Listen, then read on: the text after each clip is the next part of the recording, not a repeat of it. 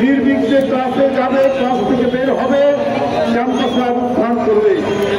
এখন যেন বিশ্ববিদ্যালয়ের এই অরাজক পরিস্থিতি, এখনো কিন্তু তরুণ টাটকা ছাত্রের লাশ ক্যাম্পাসের মধ্যে পড়ছে, এখনো কারো রক্ত পড়ছে, এখনো কারো রক্তের আলপনা বিশ্ববিদ্যালয়ের ক্যাম্পাসের ভিতরে। বন্ধুরা আমার, এখন তো আওয়ামী দোসররা নেই। এখন যারা ক্ষমতায় আছেন তাদেরকে সকল বিরোধী দলীয় যারা গণতন্ত্রের জন্য লড়াই করেছেন তারা সমর্থন করেছে। এখন যারা লাশ পড়বে, গত পরশুদিন রাত্রি 12টার সময় ছাত্রদল নেতা সাম্য এফ রহমান হলের ছাত্রদলের একটি সম্পাদকীয় পদে রয়েছে হলে, সাহিত্য প্রকাশনের সম্পাদক। কি কারণ ছিল, কি অন্যায় করেছিল সাম্য? পুলিশ গ্রেপ্তার করেছেন 3 জনকে, 3 জন ভবঘুরে।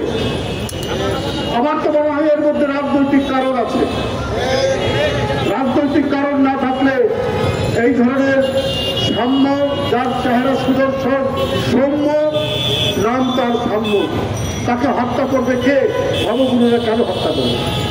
কদিন আগে সে ফেসবুকে একটা পোস্ট দিয়েছে, কারণ শাহবাগে জাতীয় সঙ্গীত বন্ধের জন্য একটা আন্দোলন চলছিল, তার বিরুদ্ধে সে একটা পোস্ট দিয়েছে যে আপনার জাতীয় সঙ্গীতের পক্ষে। এইটাই কি কারণ? আমরা দেখেছি ফাঁসিবাদের আমলে পার্শ্ববর্তী দেশের আগ্রাসনের বিরুদ্ধে, পানি আগ্রাসনের বিরুদ্ধে কথা বলতে গিয়ে আপনাকে হত্যা করা হয়। আজকে জাতীয় সঙ্গীত, জাতীয় পতাকা, 71-এ আমাদের স্বাধীনতার পক্ষে কথা বলতে করে তার জীবন চলে যায়। অর্থাৎ যারা দেশের পক্ষে, যারা আগ্রাসনের বিরুদ্ধে, যারা দেশের স্বাধীনতার পক্ষে, যারা জাতীয় সঙ্গীতের পক্ষে, যারা জাতীয় পতাকার পক্ষে, তাদের জীবন চলে যায়।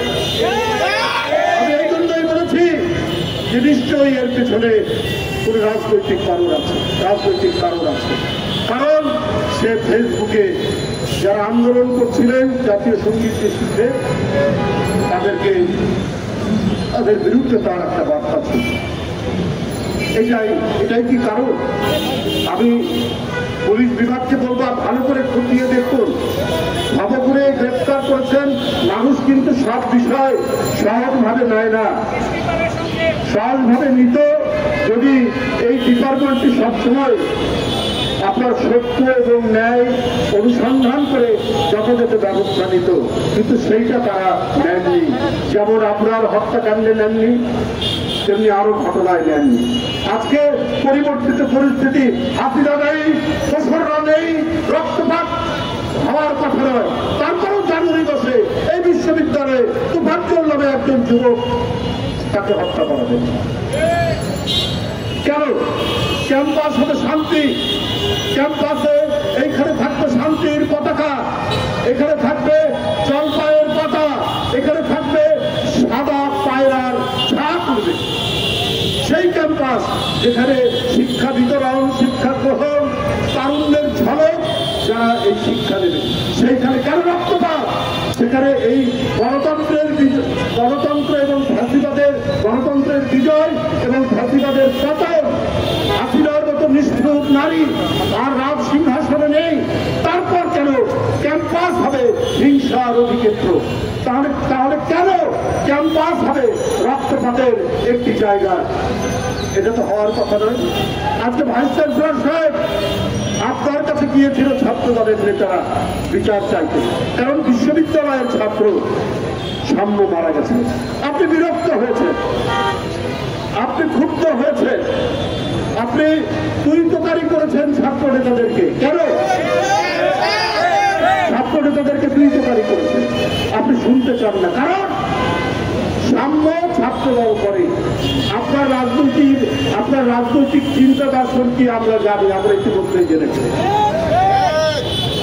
আপনি পছন্দ করেন না যারা জাতীয়তাবাদের পক্ষের ওখানে রাজনৈতিক দর্শন দিয়ে যারা ছাত্র সংগঠন করে। আপনার তো প্রথমে উচিত ছিল বেরিয়ে এসে সেই লাশ দেখা এবং এটার জন্য প্রয়োজনীয় যে কাজ করবে। আপনি আর আপনার প্রক্টর দুইজনই আপনারা একটি আদর্শে বিশ্বাস করেন। আরো কর্তৃপক্ষ বিশ্ববিদ্যালয়ের কর্তৃপক্ষ নদীর কি বলে যে নদীর ওই যে কি বলে বালু অনেক সময় দখল নেয় না, সেই চর দখলের মতো যদি আপনারা কোনো গ্যাংয়ের প্রধান হন তাহলে তো ওটা বিশ্ববিদ্যালয় বলা যাবে না। আপনাদের মাথায় যে দর্শন ওইটা ইমপ্লিমেন্ট করার জন্য কাজ করতে দিয়ে বাংলাদেশের অনেক বিশ্ববিদ্যালয়ে বর্তমান অন্তর্বর্তীকালীন সরকার এই ধরনের ভাইস চ্যান্সেলর নিয়োগ দিয়েছেন যারা এই কাজটি করছেন। সবগুলো নয়, বেশ কয়েকটি। তাদের উদ্দেশ্যই হচ্ছে তারা যে দর্শনে বিশ্বাস করেন, যে ফিলোসফিতে বিশ্বাস করেন ওইটা ইমপ্লিমেন্ট করা।